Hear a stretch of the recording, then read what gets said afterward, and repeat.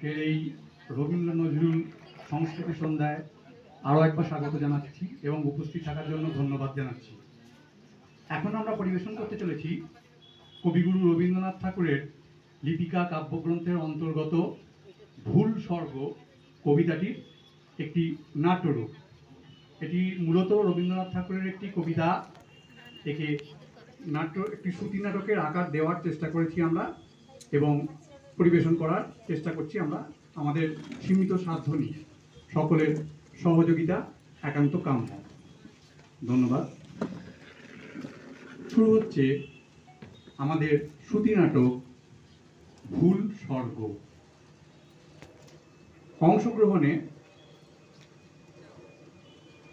মায়ের ভূমিকায় শ্রীমতী সুমনা ব্যানার্জি,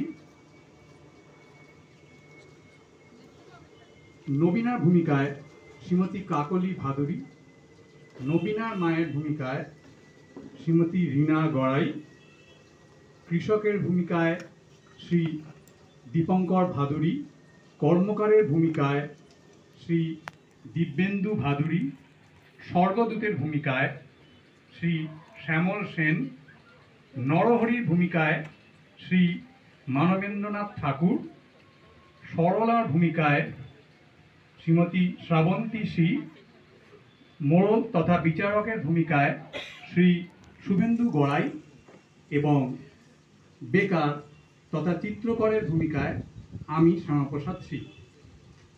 শুরু হচ্ছে শ্রুতি নাটক ভুল স্বর্গ।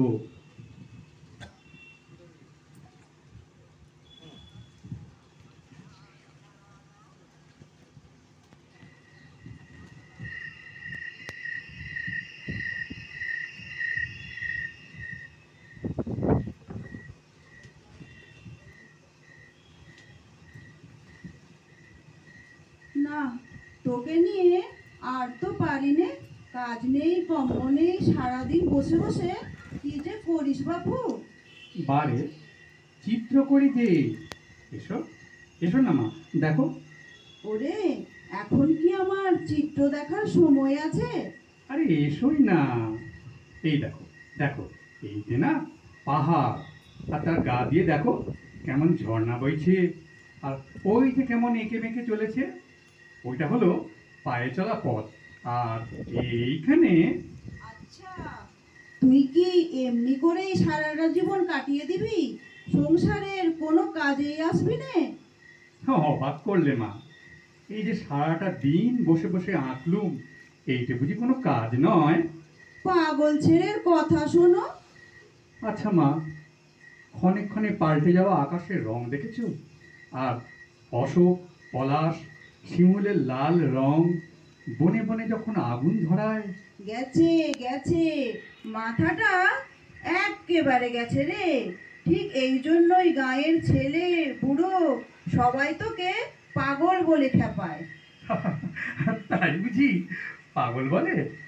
মাগো, আমারে পাড়ায় পাড়ায় খেপিয়ে বেড়ায় কোন খ্যাপাসে, আমারে পাড়ায় পাড়ায় খেপিয়ে বেড়ায় কোন খ্যাপাসে, ওরে আকাশ জুড়ে মোহন সুরে কি যে বাজে কোন বাতাসে, আমারে পাড়ায় পাড়ায় খেপিয়ে বেড়ায় কোন খ্যাপাসে। পোড়া কপাল আমার। আচ্ছা, তোর জন্য আর কত লাঞ্ছনা সইব বলতো? এবার এসব ছেড়ে একটা কাজের চেষ্টা কর দেখি। ঠিক আছে, দেখো, কাল থেকে আমি ঠিক একটা কাজ করতে বেরোবো। হুম, রোজ রোজ তোর ওই একই কথা। কাল থেকে ঠিক আছে, যা, অনেক রাত হলো, শুতে যা। যাই।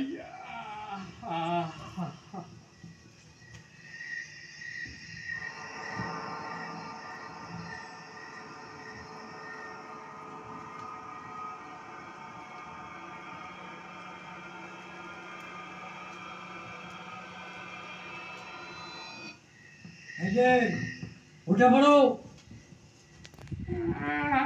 কে কে কে তুমি? আমি আমি স্বর্গের দূত, তোমাকে নিতে এসেছি। হ্যাঁ, স্বর্গ থেকে এসেছো আমাকে নিতে? হ্যাঁ, তোমাকেই তো। কেন? আমাকে কেন? তোমাকে আমার কিসের দরকার? এই দেখো, বলে কিনা কিসের দরকার?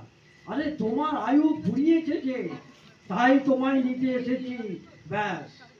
তার মানে তার মানে আমি কি মরে গেছি? তা না হলে আমার বই গেছে এখানে আসতে। এই, তুমি ঠিক জানো আমাকেই? তোমার কোথাও ভুল হচ্ছে না তো? আমার ভুল? বলে কি রে? আরে আমি হলাম স্বর্গের দূত। না, মানে বলছিলাম যে আমি তো কারো কাজে লাগিনি, আমাকে স্বর্গে নিয়ে গিয়ে কি করবে? আচ্ছা ভাই স্বর্গদূত, আমার মতো বেকার পাগল লোকের জায়গা স্বর্গে আছে? এ তো আচ্ছা জ্বালা হলো দেখছি। অত কথা শুনবার কি আছে? হ্যাঁ, চিত্রগুপ্তের খাতায় যখন একবার তোমার নামের পাশে মার্কা পড়ে গেছে, তখন মার্কা? মার্কা পড়ে গেছে? বেশ তো, ভারী মজা তো। এই যে দেখছি সারা বছর ফাঁকি দিয়ে পরীক্ষায় পাশ করে যাবার মতো গো। যাক, ভালোই হলো। হ্যাঁ, এবার চলো, চটপট চলো, বড্ড দেরি করিয়ে দিলে তুমি। আর একটু দাঁড়াও না ভাই। ও, আবার কি হলো? না, মানে বলছিলাম কি, আমার এই রং তুলির ছোলাটা একটু নিয়ে নি। রং তুলি? ওগুলো দিয়ে কি হবে? চিত্র করবো গো। কথায় বলে না, স্বর্গ সুখ। আমি ওখানে গিয়ে মনের সুখে চিত্র করব। সর্বনাশ! ওসব পাগলামি ওখানে করতে যেও না। আমাদের কেজো স্বর্গে তোমার ওই ঝোলা কিন্তু কোনো কাজে লাগবে না। আচ্ছা, ঠিক আছে, এই নাও, এবার ওঠো তো, রথে ওঠো। বাহ, কি সুন্দর গো তোমার রথ। ও বাবা, এ হলো স্বর্গে যাওয়ার রথ, বুঝলে? এখন চলো। আরে আরে আরে আরে, পড়ে যাবে যে। অত নড়াচড়া করো না তো। চারদিকে অত ঘুরে ঘুরে দেখবার কি আছে শুনি? বারে, দেখবো না আকাশের গায়ে কত রং। ইচ্ছে করছে সব রং আমার তুলিতে ডুবিয়ে নি, কিন্তু অত রং আমার পাতা ধরবে কি? আচ্ছা ভাই স্বর্গদূত, আকাশের গায়ে একটা মই লাগিয়ে চিত্র করা যায় না? কি? আকাশের গায়ে মই? পাগল, এ একটা বদ্ধ পাগল। অমন সবাই বলে, আর আমি তো এখন মানুষ নই, তাই ইচ্ছে হলেই। এই চুপ, চুপ চুপ, এবার নেমে পড়ো, এসে গেছি। হ্যাঁ, এক্ষুনি? হ্যাঁ, আমরা এসে গেছি। ওই যে মস্ত তরুণ দেখতে পাচ্ছ, সোজা ভেতরে চলে যাও। ওই আমাদের কেজলোকের স্বর্গরাজ্য। আমি চললুম।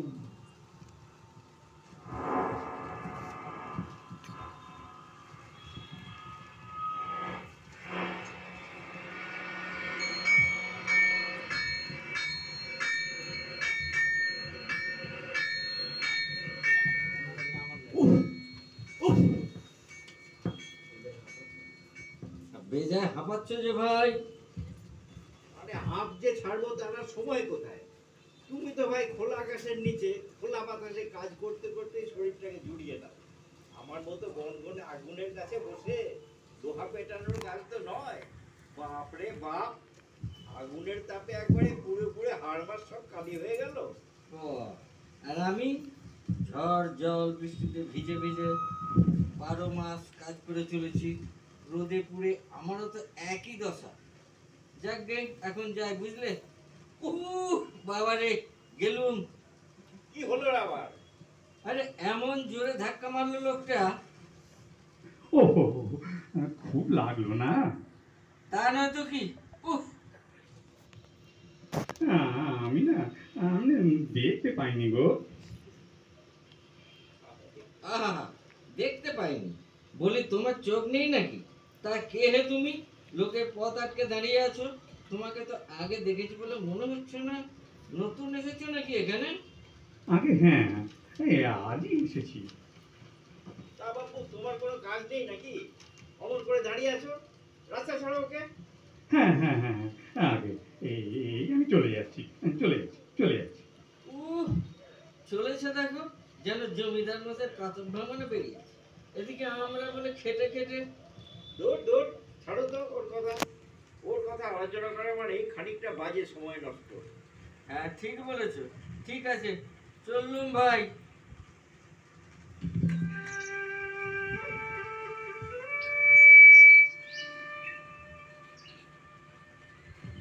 ভারী মজার জায়গা তো।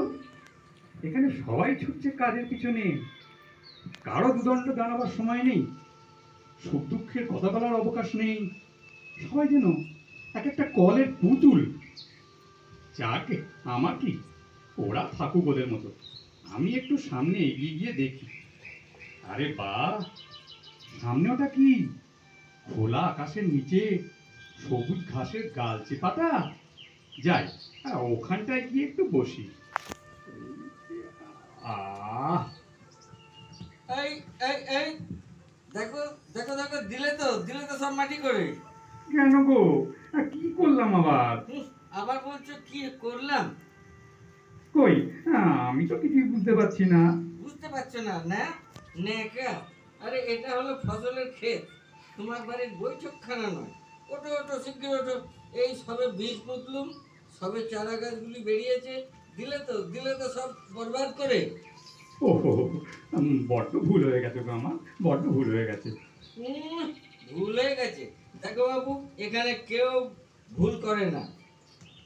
মাফ করে দাও ভাই, আর এমন ভুল হবে না। সে তো বুঝলুম, কিন্তু এটা কি তোমার শুয়ে বসে থাকার সময়? হ্যাঁ, যাও তো, অযথা সময় নষ্ট করো না। ধুর তো, তখনই স্বর্গদূতকে বলেছিলাম যে স্বর্গে বেকার লোকের কোনো জায়গা নেই। তা নয়, আমার নামের পাশে নাকি মার্কা পড়ে গেছে। কিন্তু এখানে কোথায় যে যাই? যাই, ওই তমাল গাছটার ছায়ায় একটু জিরিয়ে নি। আরে ওই তমাল গাছটার নিচে কে যেন বসে আছে, দেখি তো। এই, তুমি কাজের সময় চুপ করে বসে আছো যে বড়? হ্যাঁ, কাজ করব বলেই তো বসে আছি। শোনো কথা, কাজের জন্য আবার কেউ বসে থাকে নাকি? সত্যি বলছি গো, আমি তো অপেক্ষা করছি। অপেক্ষা করছো? হ্যাঁ গো, অপেক্ষা করাটাই তো আমার কাজ। অপেক্ষা করা বুঝি আবার একটা কাজ?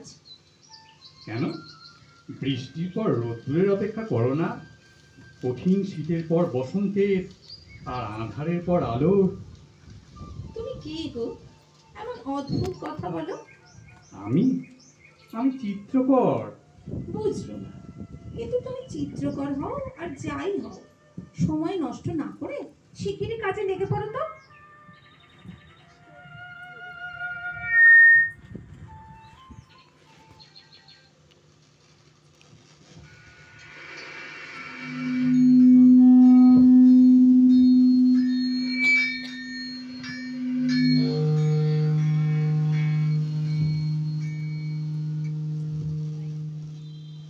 অবাক কাণ্ড।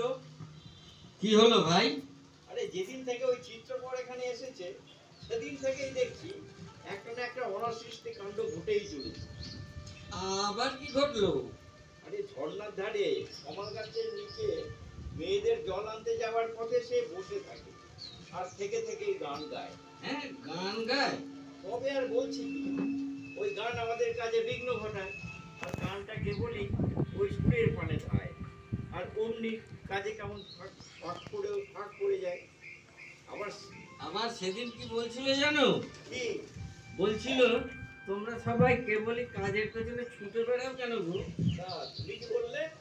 আমি বললাম তোমার মতো অকাজ করে বেরোনোর সময় আমাদের নাই। আর তাই শুনে এমন হাসলে যেন আমি একটা মহা নির্বোধ। না ভাই, আর তো পারা যায় না। এই বেকার লোকটাকে কেন যে আমাদের মোড়ল মশাই সহ্য করছেন। জানো আরো কি বলে? বলে তোমাদের স্বর্গরাজ্যে কেউ কখনো ছুটি নাও না কেন, হ্যাঁ, কাজের ফাঁকে ফাঁকে ছুটিতে নাকি বেজায় আমোদ। একটা জিনিস লক্ষ্য করেছো ভাই, আমাদের এই কেজো স্বর্গে কেউ আর আগের মতো নাই। সবার কাজে কেমন যেন একটা ঢিল ঢালা ভাব হয়ে গেছে। আমারও কিন্তু প্রথম থেকেই লোকটাকে বিশেষ সুবিধের মতো হয়নি। আরে আরে, দেখেছো ওই লোকটার আলোচনা করতে করতেই আমাদের কাজে ফাঁক পড়ে গেছে। চলো চলো শিগগিরই কাজে চলো। আরে আমাদের নবীনা দেখছি ওইদিকে ঝর্ণার জল আনতে যাচ্ছে। সর্বনাশ! ওরে ও নবীনা, ওদিকে যাস না রে, ওখানে একটা অচেনা লোক বসে আছে কিন্তু। অচেনা? যদি তারে নাই চিনি গো সে কি, যদি তারে নাই চিনি গো সে কি, সে কি আমায় নেবে চিনে কি নব ফাল্গুনের দিনে, জানি নে জানি নে যদি তারে নাই চিনি গো সে কি।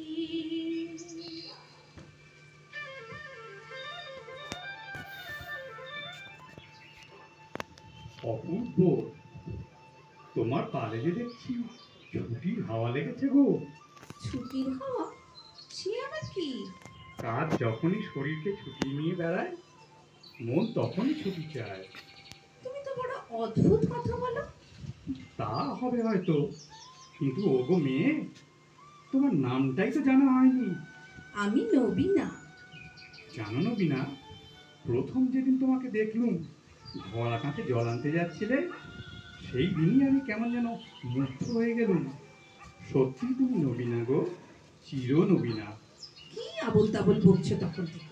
কতগুলো বাজে কথা বলে আমার সময় নষ্ট করলে। আমার হাতে একদম সময় নেই। আচ্ছা, তোমার কি কোনো কাজ নেই? না থাকলে আমার থেকে কিছু কাজ নাও। তোমার কাছ থেকে কাজ নেব বলেই তো অপেক্ষা করে আছি। কি কাজ চাও বলো? তোমার এই কাঁখের ঘোড়াটা যদি একবার দাও। বেশ তো, জল নেবে? তা নাও। না না, আমি ওর গায়ে চিত্র করব। ঘোড়ার গায়ে চিত্র করবে? তাতে কি হবে? কি আবার হবে, ভালো লাগবে। জানি নে বাবা, তোমার কথার কোনো অর্থই খুঁজে পাই না। কিন্তু তুমি বড্ড দেরি করিয়ে দিলে। আমি যাই।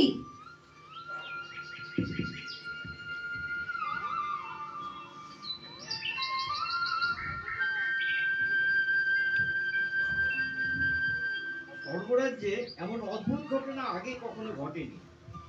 সবার মুখে মুখে ওই এখন এই বেকার লোকটারই চর্চা। এতে যে কত সময় নষ্ট হচ্ছে, আমাদের মোড়ল মশাই কি কথাটা বুঝতে পারছেন না? কত হলো, উনি তো আমাদের সব্যে সব্বা। এই দেখো, আমারও যে, আমরাও যে ওই একই চর্চায় সময় নষ্ট করছি গুরু। কথা বললেই যত গন্ডগোল, কথায় কথা বাড়ে আর সময় যায় বয়ে। আর কথা বাড়িয়েই বা কি লাভ বলো তো? মোড়ল মশাই তো বলেইছেন সভা ডাকবে, তখনই সব ফয়সালা হবে। এখন চলো ভাই, যে যার কাজে যাই।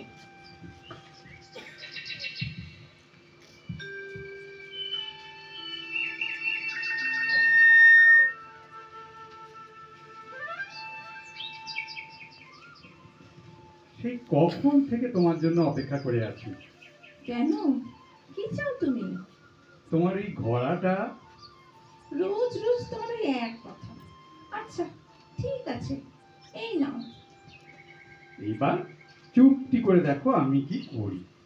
এই দেখো, এই আমার রং আর এই আমার তুলি। ও বাবা, এই যে আঁচড়ের পর আঁচড় কেটেই চলেছে। রঙে রঙে ভরিয়ে ফেললো ঘোড়াখানা। আর কতক্ষণ? কই, এবার ঘোড়াটা দাও, দেরি হয়ে যাচ্ছে যে। দেবো দেবো, আর বলছি, হলো তোমার? এই তো, এই তো, ব্যাস, এই নাও তোমার ঘোড়া। সাবধানে সাবধানে, রং এখনো পাকা হয়নি কিন্তু। ও মা, এ আবার কি গো? চিত্র। ঘোড়াটাকে তো আর চেনাই যাচ্ছে না। এর মানে? মানে? এর তো কোনো মানে নেই গো। মানে নেই? তাও আবার হয় নাকি? সব কিছুরই একটা না একটা মানে তো আছেই। মানে আছে? আচ্ছা বলো তো, সুন্দর কথাটার কি মানে? ভালো লাগারই বা কি মানে? ফুল ফোটে, পাখি গান গায়, এর কি কোনো মানে আছে? অবশ্য তোমাদের কেজো স্বর্গের কেজো লোকেরা এসব বুঝবে না। তোমার সব কথার মানে বুঝতে পারিনি, কিন্তু ঘুরিয়ে ফিরিয়ে দেখলাম ঘোড়ার গায়ে তোমার আঁকা চিত্রটা খুব সুন্দর, আমার ভালো লাগছে। তোমার তোমার ভালো লেগেছে? হুম, তাহলে তো আমার চিত্র করা সার্থক হলো গো। আমারও খুব ভালো লাগছে। সে কি, আমার ভালো লাগছে বলে তোমারও ভালো লাগছে? একদম ঠিক। অন্যের ভালো লাগায় যদি নিজের ভালো না লাগে, তবে সেই ভালো লাগায় লাভ কি বলো? লাভ ক্ষতি জানি না বাবু, শুধু এইটুকুনি জানি আমার সব যেন কেমন এলোমেলো হয়ে যাচ্ছে। আমি আমি এখন যাই, বুঝলে? তোমার হাত থেকে আরো কাজ চাই কিন্তু। আরো কাজ? কিন্তু কি কাজ দেবো? কিছু রঙিন সুতো এনে দিও। কি হবে? ওগুলো বুনে বুনে তোমার বেনি বাগ বা দড়ি বানিয়ে দেবো। আচ্ছা, এনে দেবো। এবারে আমি যাই।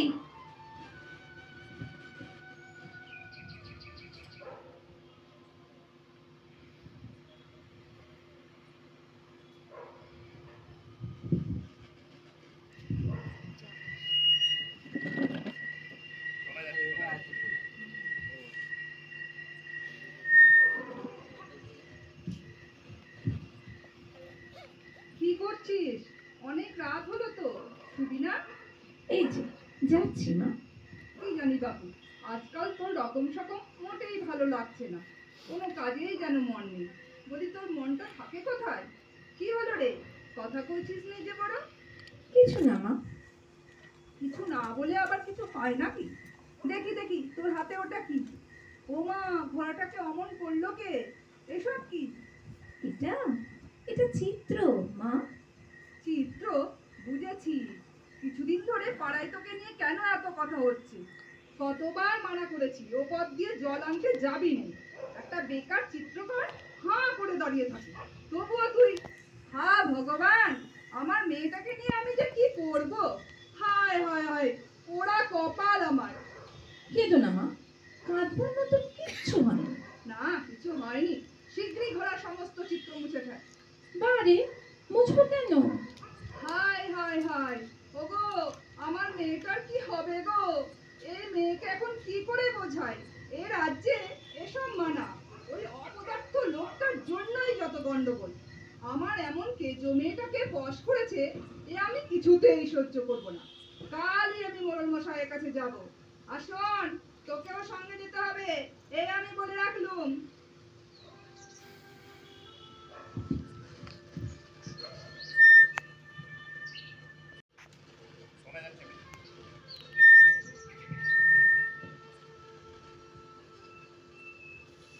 মোর বীণা উঠে কোন সুরে বাজে, কোন নব চঞ্চল ছন্দে।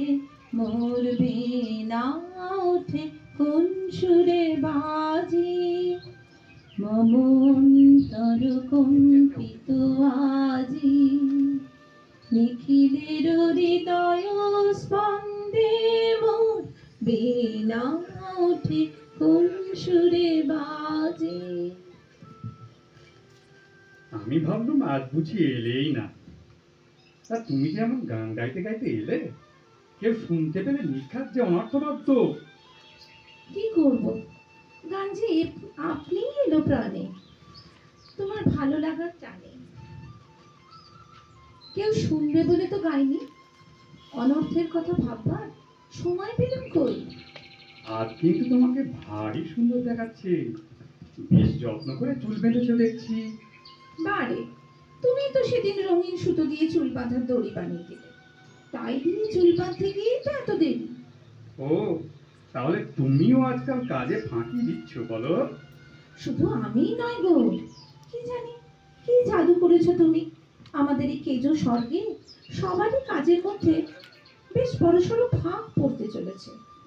কি জানো, তোমরা যাকে ফাঁক বলছো, আমি বলি ছুটি ছুটি থাকলে তবেই না কাজে আনন্দ। জানো, এখন আমার কেমন মনে হয় তোমার কথাই যেন সত্যি। আমরা এতদিন ভুল করেছি, এতদিন যেন মরেছিল। নিষ্প্রাণ যন্ত্রে তুমি যেন প্রাণ প্রতিষ্ঠা করবে। সে তো হলো, কিন্তু সেদিন যে তোমাদের মোড়ল মশাই আমাকে বেশ দু এক কথা শুনিয়ে গেল। বললে ওসব গান টান এখানে চলবে না, এতদিন চুপচাপ ছবি এঁকেছো সয়েছি, কিন্তু গানের সুর বহুদূর পর্যন্ত ছড়ায়, কাজে বিঘ্ন ঘটায়। এসব বেয়াদপি এখানে একদম সহ্য করা হবে না।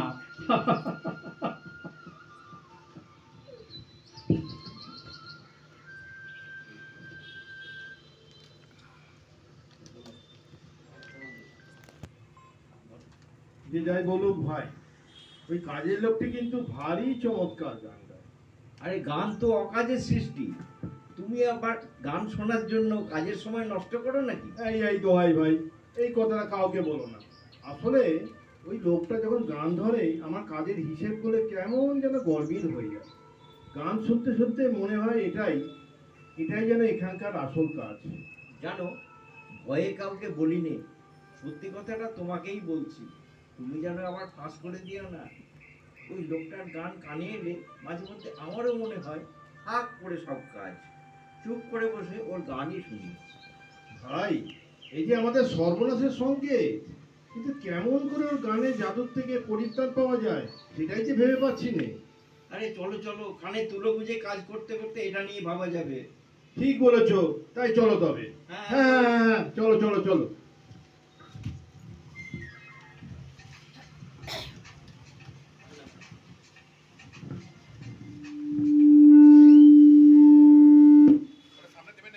আরে ও নরহরি দাদা, শোনো শোনো, শিগগির শোনো, জরুরি খবর আছে।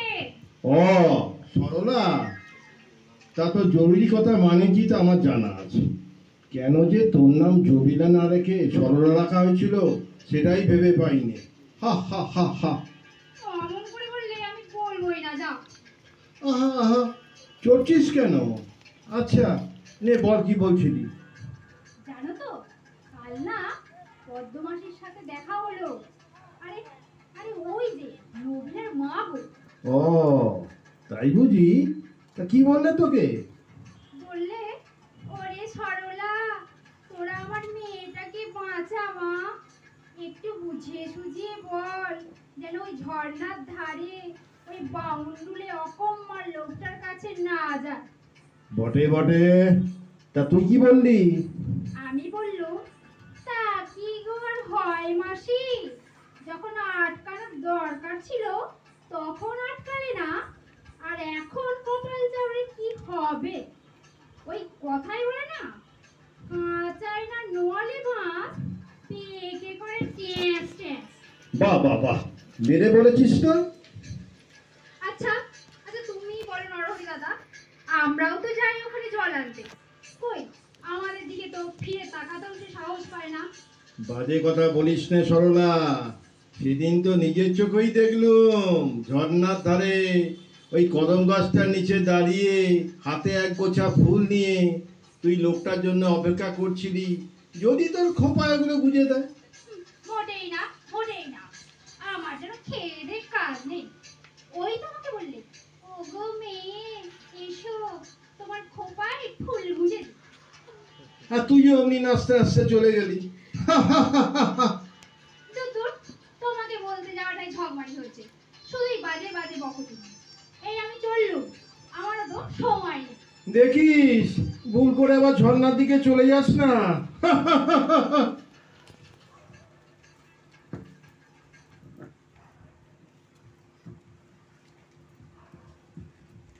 আমার মেয়েটাকে তুমি বাঁচাও মোড়ল মশাই। আহ, চুপ করো। প্রথম থেকেই মেয়েকে আগলে রাখুনি কেন? এখন মরা কান্না কাঁদছো? আমি কি করে বুঝবো বলো এই রাজ্যে এমনটি হবে? বটে, আমি তো সবাইকে সাবধান করে দিয়ে বলেছিলাম যে ওই সব্বনেশে গান গাওয়া কেউ শুনো না একদম। আর এখানকার লোকগুলিও হয়েছে তেমনই, কান খাড়া করে ওই সব ছাইপাস শুনছে। আর মাথা দোলাচ্ছে। তাহলে এখন কি হবে মোড়ল মশাই? দাঁড়াও, ওর একটা ব্যবস্থা করছি। আচ্ছা। না, আর দেরি নয়, কালই দরবার বসাতে হবে দেখছি। আমার মনে হয় কোথাও একটা ভুল হয়েছে, মস্ত বড় ভুল।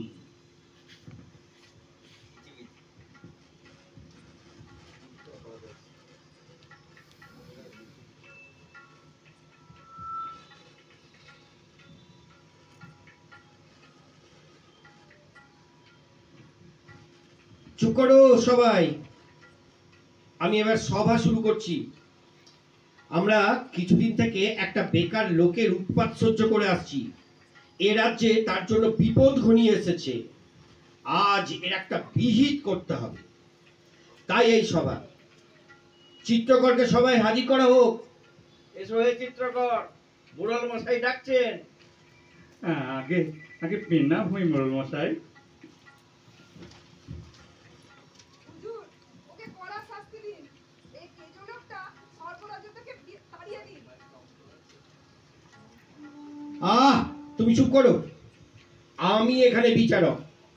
ওকে তাড়িয়ে দেব কি ফাঁসি দেব সে আমি বুঝবো। এই যে চিত্রকর, ও বাবা, মাথায় রঙিন পাগড়ি আর কোমরে কোমরবন্ধের কি বাহার গো।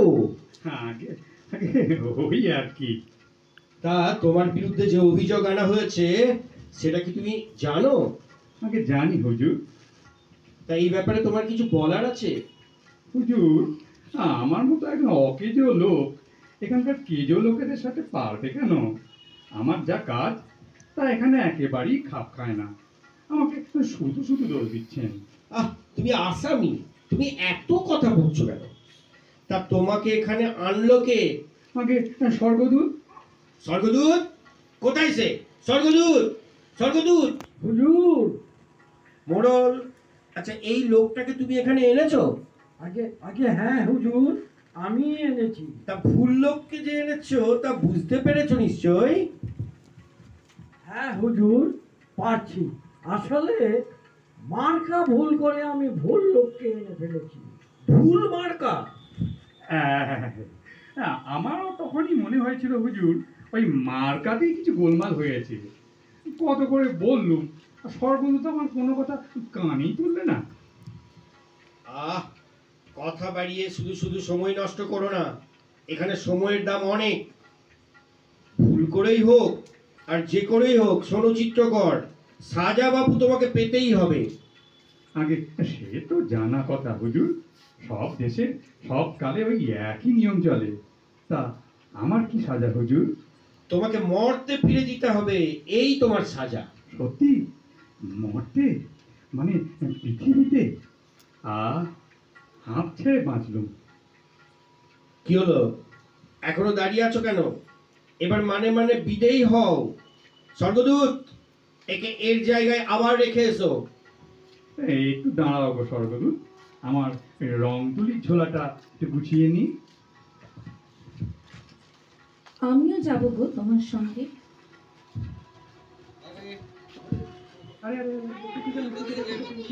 কেন যাবি?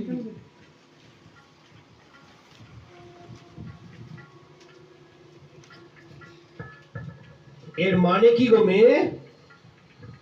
মানে মোড়ল মশাই, এর কোনো মানে নেই। সত্যি তো, আজ প্রথমবার এমন এক ঘটনার সাক্ষী হলাম যার সত্যিই কোনো মানে নেই।